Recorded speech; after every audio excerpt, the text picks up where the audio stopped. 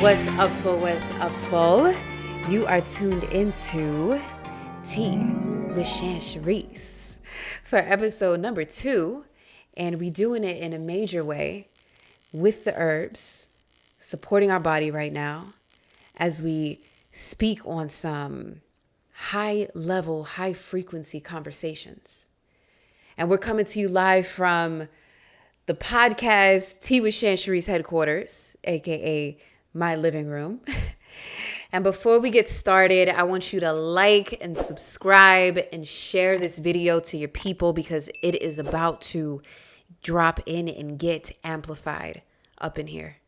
We are about to speak on a topic that many people are not aware of. This is a powerful reflection and something that is a part of my signature process that I have utilized to create healing in my body of fibroids and reproductive issues and sexual guilt and sensual trauma, sexual trauma.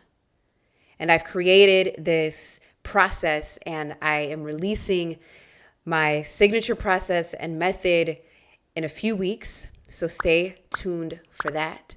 And now we're going to speak on how fibroids and STDs such as HIV and AIDS and herpes and any other, reproductive genital illness is created in the body from a byproduct of our emotions and our thoughts. So before we get into it, we are going to speak about how STDs and fibroids manifest themselves in our body, not only by sexual encounters with other people, but our emotional state of being. Ooh, y'all in for it. Y'all in for it. Are y'all ready? Are y'all ready? All right. Take a sip of that. Take a sip of that. Good. What I have here is some gordo lobo, nettle, and red clover. It's so powerful in opening up the lungs, the chest, powerful in grounding the body when we're feeling overwhelmed, when we're not feeling grounded and safe and secure. Drink some of these herbs. Absolutely help you and support you. Also great for the lymphatic system and also great to support what we're about to speak about, which is STDs like herpes and gonorrhea and any other list of STDs, including AIDS, reproductive diseases or reproductive illnesses such as fibroids or ulcers or endometriosis, anything that's affecting the genitals. I want to first begin with acknowledging the fact that we were never really taught, at least for me and for a few other women that I know, for most women that I've heard of in the coaching programs that I've been a part of, women in my community, women that I've met in workshops and seminars and things like that, is that we ended up growing up calling our yoni, our pussy, our vagina, our private parts or our booty or whatever weird name. I'm sure the name comes up to you as I'm talking about this. The name is like popping up for you. And for me, I remember experiencing sexual trauma when I was younger. It wasn't safe to explore. It wasn't safe to talk about it. I didn't speak about it with my parents. I learned about it in school, and even what I learned about in school wasn't really true, wasn't inviting us to the sacredness of what our genitals are.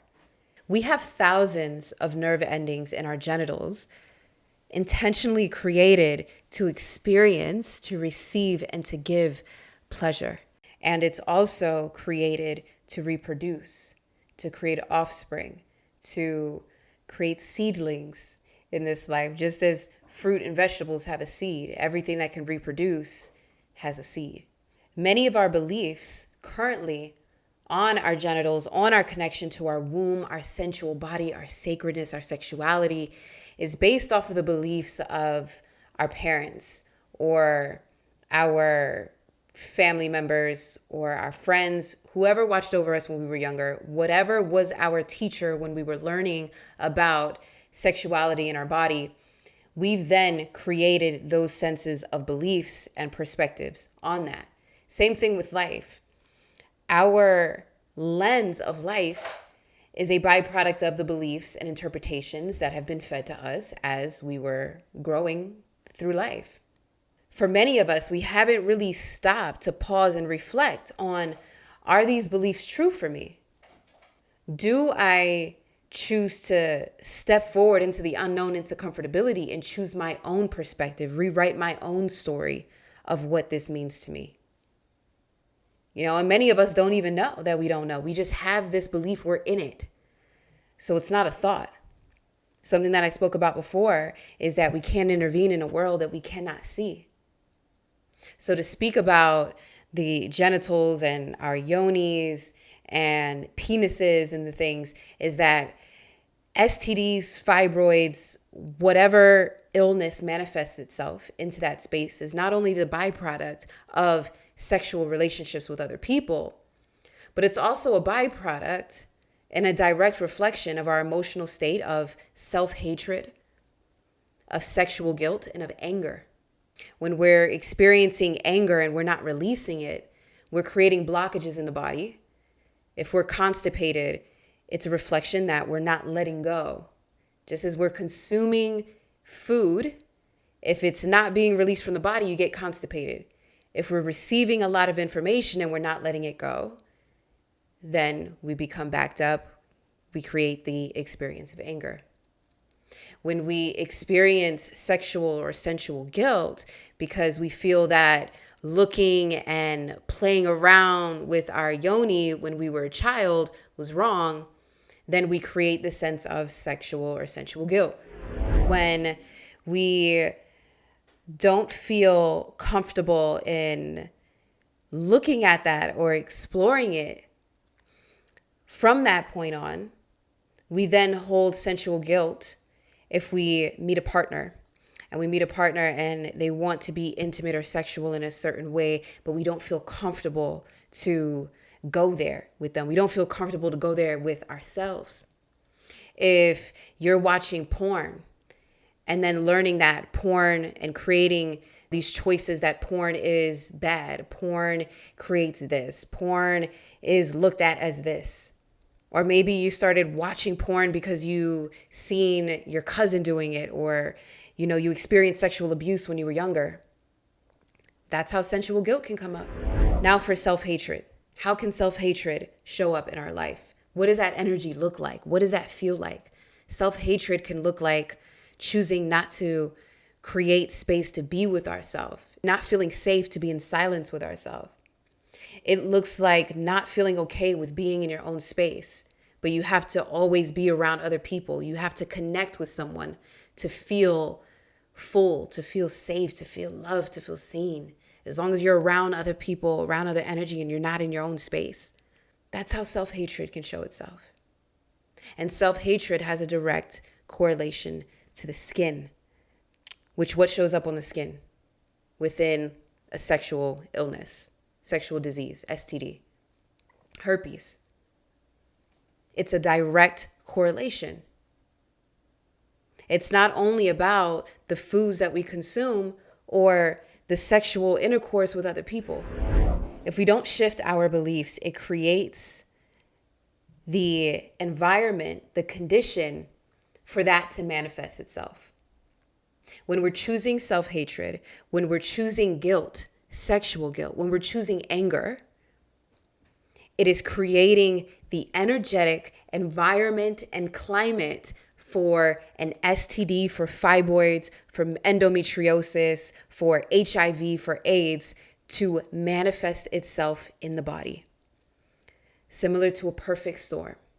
And then on top of that, if we're piling on consistent self-hatred for experiencing that in one's body, experiencing consistent guilt on top of that for experiencing that in one's body.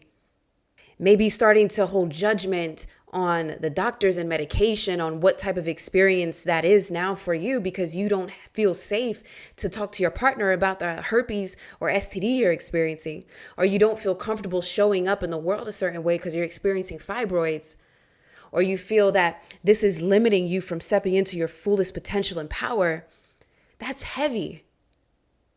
And we don't get to discount that. We get to look at it See it for what it is and say, okay, what do I choose now? What beliefs am I choosing now to deepen my connection with this space that feels so painful, so heavy to get curious about, to explore, to reflect and see how am I truly choosing actions and choices in my life and thoughts in my life that's creating this reality that's a reflection of self-hatred and self-guilt and anger towards other things or other people, anger towards myself. These are powerful moments to pause and self-reflect. This is also allowing you the opportunity to slow down to the speed of wisdom so you can tune back in to the internal compass.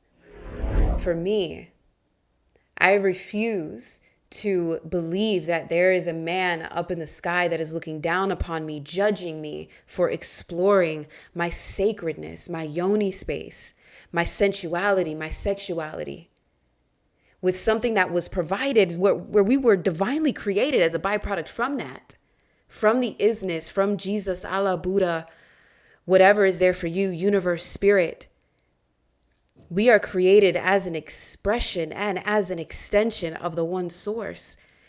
We are divinely sacred, and everything that is encompassing our human body is worth exploring, is worth forgiving, is worth getting curious about.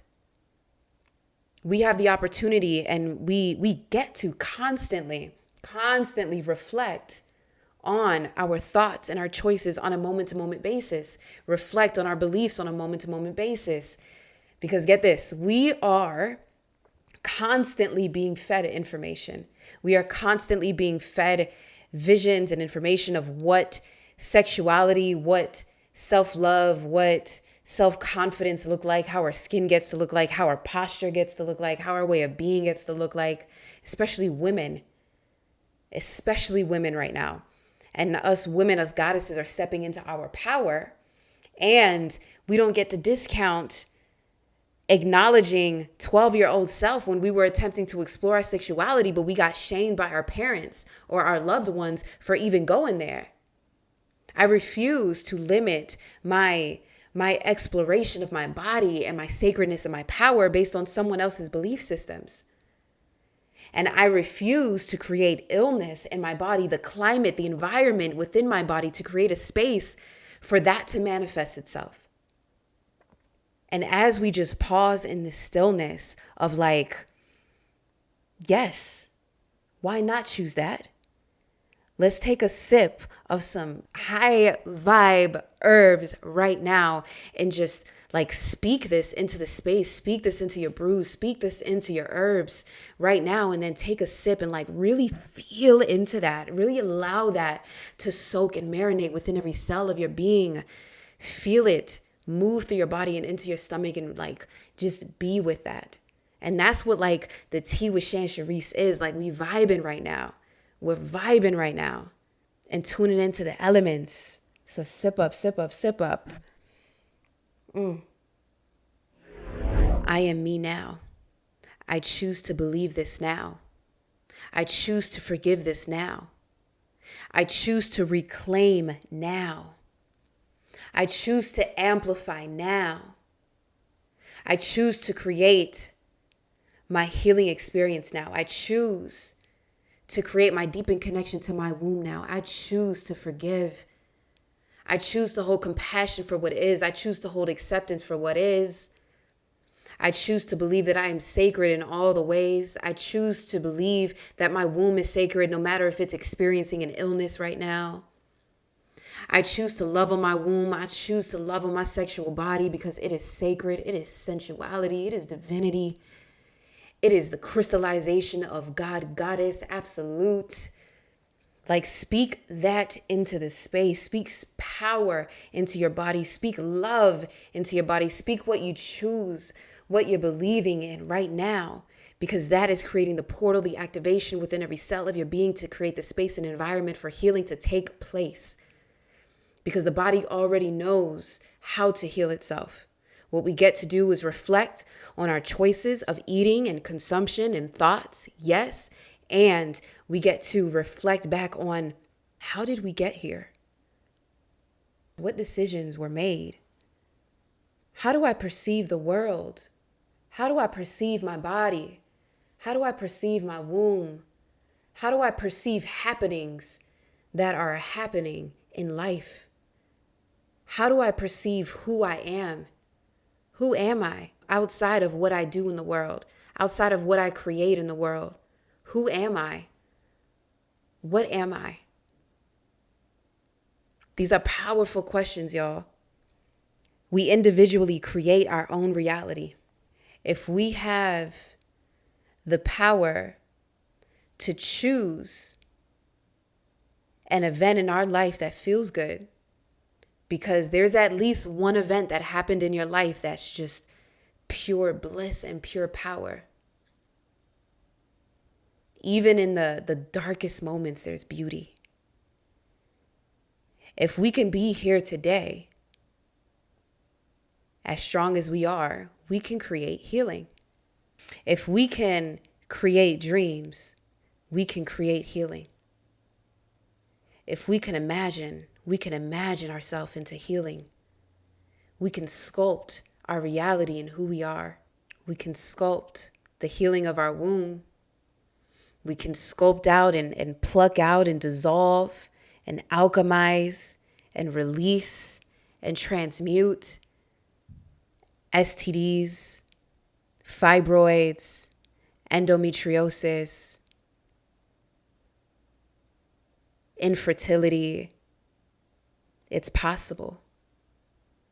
Claim it, claim it, claim it, claim it. I hope that resonated for y'all. If it dropped in for you, I invite you to subscribe, to like, to comment, to tag your peoples, to share it, all of the things. Let's expand this out, this message, this activation, this transmission, and let's tune in and tune back into this whenever you need a divine reminder, whenever you want to vibe with your herbs and just being present and receive a sacred reminder from your sister Shan. This is the beginning of healing our womb, queens. This reclamation is calling us forward. Let's get it. I appreciate y'all tuning in with Tea with Sharice. Blessed love. Catch y'all next time. Mwah.